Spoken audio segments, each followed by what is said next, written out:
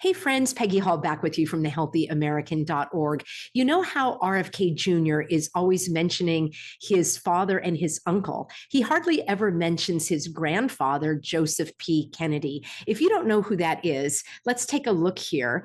And this is him in the center. And then you've got JFK over here. That stands for John Fitzgerald Kennedy. That name is going to be important in just a moment. And this was the eldest son. There was a Joseph P. Kennedy, and I'm going to tell you what happened to him in just a moment. But just so that we set the record straight, this man, Joseph P. Kennedy, who was RFK Jr.'s grandfather, right, the father of his father, he never mentions him, and probably for good reason, because Joseph P. Kennedy had quite a scandalous history, not only as a philanderer, and I'm going to tell you about him in just a moment, but he really was widely disliked and disdained. And it's interesting that Bobby Kennedy never mentions him.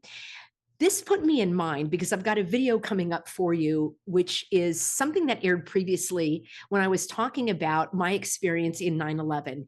And I was just connecting the clots a little bit because the Kennedy family is actually loosely connected to 9/11. And so let me just set the stage for you a little bit, and we'll go back over here and I'll just connect the clots for you here. So as I say, Joseph P. Kennedy, and then John Fitzgerald Kennedy. Well, did you know that there actually is or was a man called John Fitzgerald? And that's him right there. He was the first Irish American mayor of Boston, and he served 2 terms as mayor.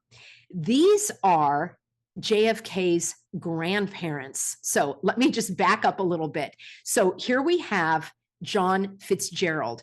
He had the nickname Honey Fitz. Now, before I go on, you may have heard that name, Honey Fitz, because it is the name of a well-known yacht. Here we have it, the Honey Fitz.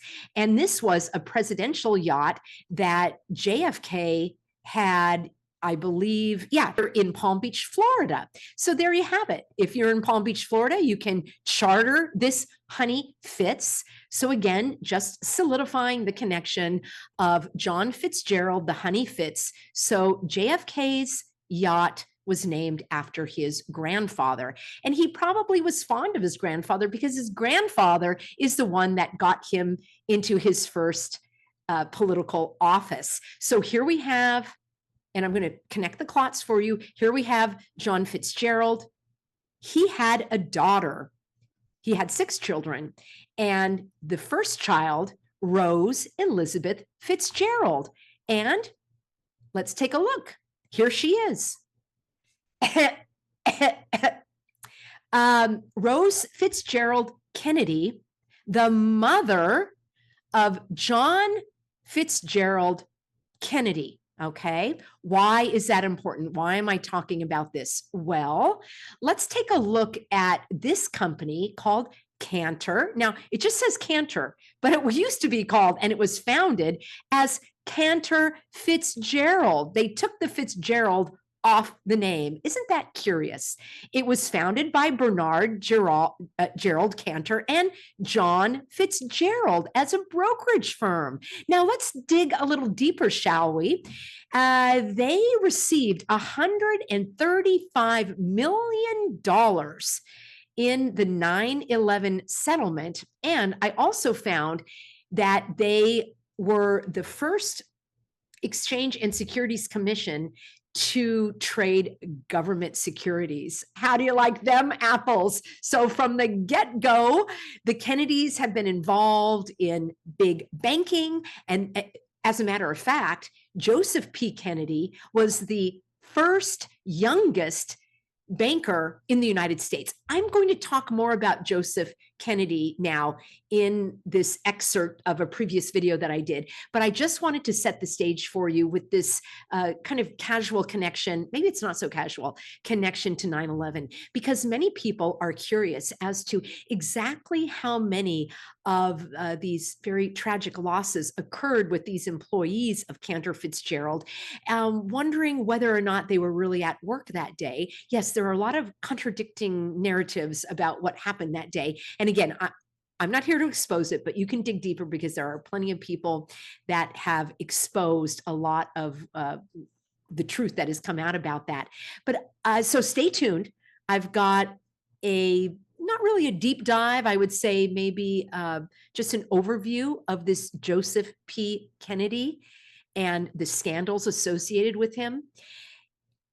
As we're talking about RFK Jr., and he's always touting his Kennedy dynasty and the DNA and his father and his uncle, but he never mentions Joseph P. Kennedy.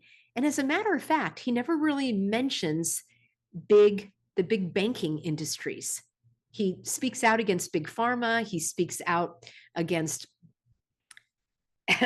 global swarming, but he never seems to target the big bankers. Maybe that's because his family started and probably still is involved in big banking. All right, sit back. I've got another few minutes here for you where I share with you some of the nefarious undertakings of RFK Jr.'s grandfather, Joseph P. Kennedy, who was married to the daughter of John Fitzgerald, who started Cantor Fitzgerald, which received $135 million, which is just peanuts in today's money. But back in the day, that was quite a lot of money. All right, stay tuned and let's dive right in.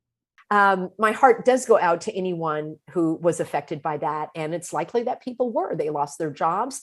Oh, there's some really, really interesting connections with JFK. You know how I like to talk about JFK and RFK.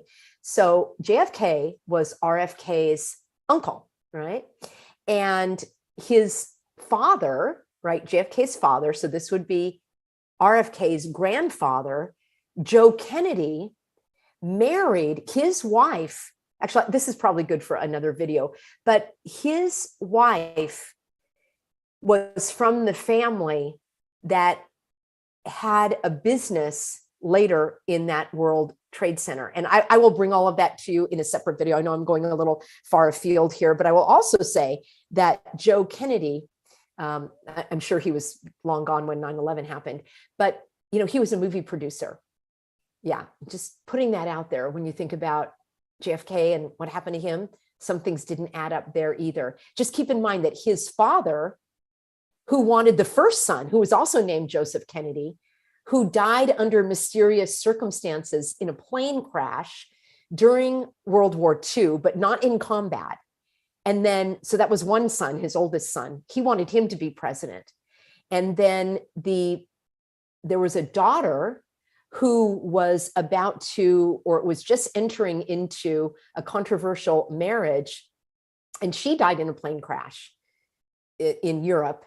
So that was really strange. So he had two children that died in plane crashes. And then, of course, JFK Jr. reportedly had met his demise in a plane crash. It's like, if I was in that family, I wouldn't be flying on any private planes. Those were all in small private planes.